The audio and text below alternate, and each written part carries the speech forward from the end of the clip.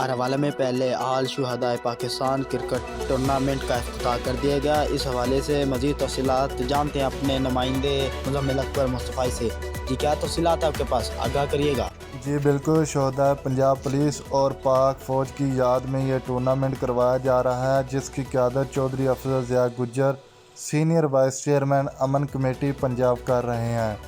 افتتاحی تقریب میں شہدائے پنجاب پولیس، پاک پتن کی فیملی اور چوکی تھانہ رنگشہ کے انچارج طالب حسین، فخر الدین تحصیل چیئرمین امن committee, Chaudhry Abdul Shakoor senior vice chairman امن کمیٹی پاک پتن نے شرکت کی۔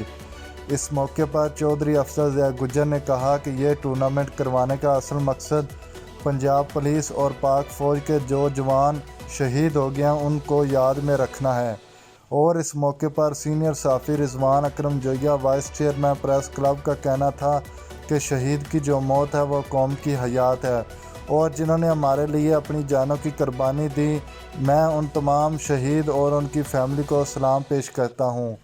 کیمرہ مین ٹیم کے ساتھ مزمل اکبر مصطفی۔ جی ناظرین، مزید کسی بھی خبر اور اس کی اپڈیٹ کے لیے آپ دیکھتے رہیے PN نیوز۔